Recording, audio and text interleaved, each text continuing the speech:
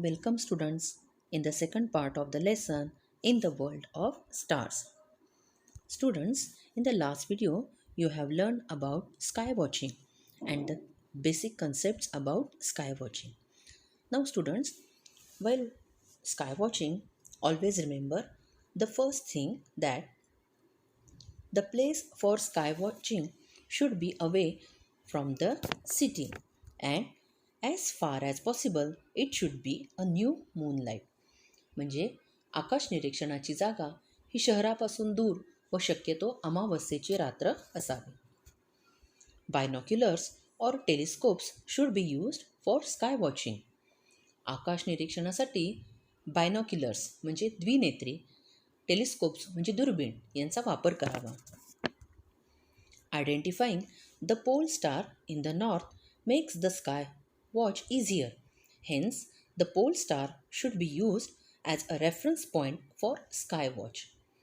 उत्तर दिशेकडील ध्रुव तारा शोधून आकाश निरीक्षण करणे सोपे जाते. त्यामुळे आकाश निरीक्षणासाठी ध्रुव तारा म्हणजेच पोल स्टार हा विचारात घ्यावा. As the stars in the west set early, sky watching should begin with stars in the west. पश्चिमेकडील तारे लवकर मावळणारे असल्याने सुरुवातीस पश्चिमेकडील ताऱ्यांपासून निरीक्षणास सुरुवात करावी. As in geographical maps, the east and west are shown to the right and left respectively in a sky map. आकाश नकाशावर भूगोलातल्या नकाशासारखी उजवीकडे पूर्व व डावीकडे पश्चिम दिशा ही दाखवलेली असते. On a sky map the north and south are towards the bottom and top of the map respectively. This is because the sky map is to be held overhead. Hold the sky map in such a way that the direction we face is at the bottom side. बघा मुलांनो, नकाशाच्या खालच्या भागावर उत्तर तर वर दक्षिण दिशा दाखवलेली असते. कारण नकाशा हा आकाशाच्या दिशेने धरून वापरायचा असतो. ज्या दिशेला आपण तोंड करून उभे राहतो ती दिशा नकाशावर खालच्या बाजूला करावे. So students, while doing sky watching, always remember these things. Now students, let's learn about constellations. म्हणजेच तारका समूह म्हणजे काय याबद्दल आता आपण माहिती घेणार आहोत. A group of stars occupying a small portion of the celestial sphere is called a constellation. बघा मुलांनो, या ठिकाणी या खगोलाच्या एका लहान भागात असलेल्या ताऱ्यांच्या गटाला तारकासमूह असे म्हणतात. Some of these stars appear to form certain figures of animals, humans, or objects.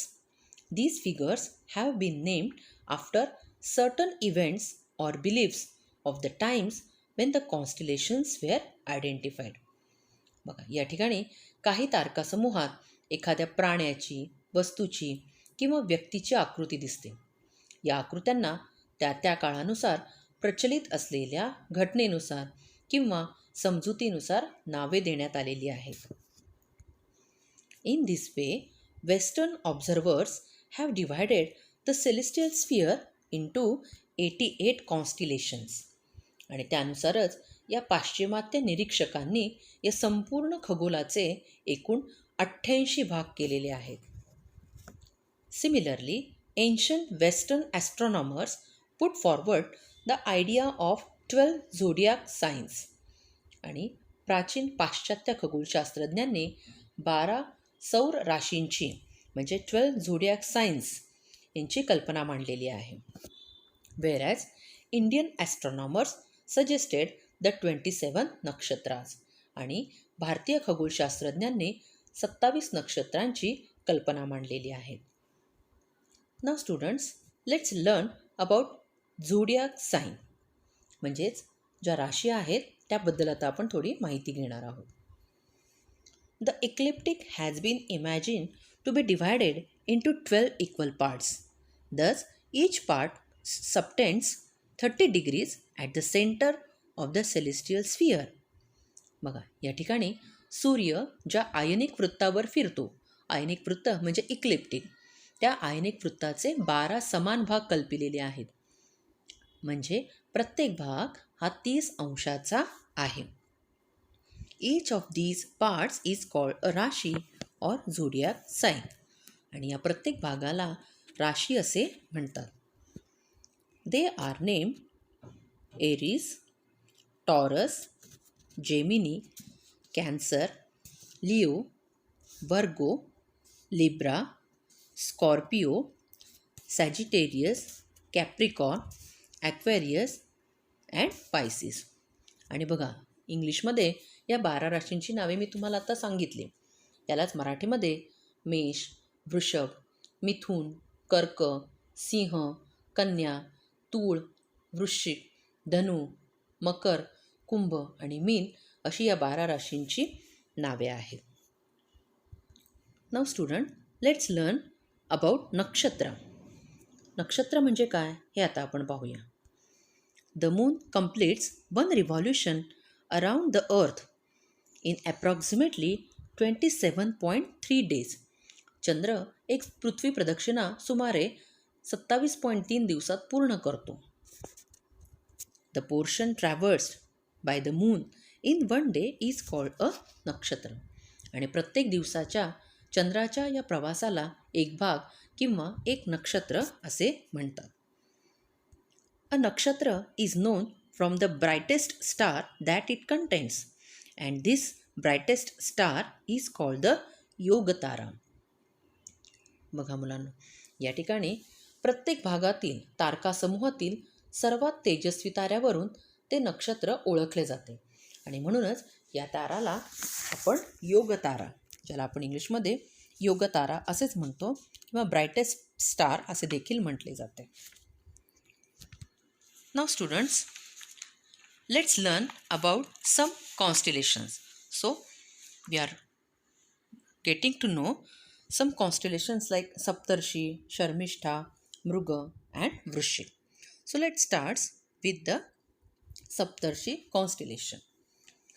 Students, during summer nights, one can see a particular arrangement of 7 stars. We call them Saptarshi. उन्हाळ्यात रात्री आकाशात 7 ताऱ्यांची एक विशिष्ट जोडणी दिसते. त्यांना आपण सप्तर्षी असे म्हणतो. As the name suggest, Saptarishi is a group of 7 bright stars.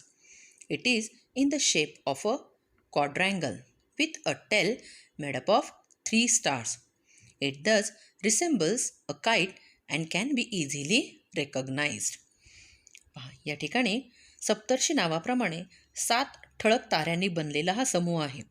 एक मोठा चौकोन व त्याला 3 ताऱ्यांची शेपटी असल्याने पतंगासारख्या दिसणाऱ्या या सप्तर्षीच्या आकृती सहज ओळखता येते. If we extend one side of the quadrangle, it reaches the pole star or Polaris as shown in the figure. चौकोनाची एक बाजू आपण वाढवल्यास ती त्या ध्रुव ताऱ्याकडे म्हणजे पोल स्टारकडे जाते. So this is about Saptarshi constellation. Now, students, the constellations of Saptarshi and Sharmishta are useful in locating the pole star. ध्रुव तारा ओळखण्यासाठी या सप्तर्षीप्रमाणेच शर्मिष्ठेच्याही ताऱ्यांचा उपयोग होतो. Sharmishtha is made up of 5 bright stars which are distributed among the figure of the letter M. पहा, या ठिकाणी शर्मिष्ठा हा तारकासमूह 5 ठळक ताऱ्यांनी बनलेला असून एम या अक्षराच्या मांडणीत हे तारे आकाशात दिसतात. The perpendicular bisector of the line joining the 3rd and the 4th stars in Sharmishtha goes towards the pole star. या ठिकाणी पहा, शर्मिष्ठेचा हा 3रा व 4था तारा जोडणारी जी रेषा आहे ती जर दुभागली तर हा लंबदुभाजक ध्रुव ताऱ्याकडे जातो.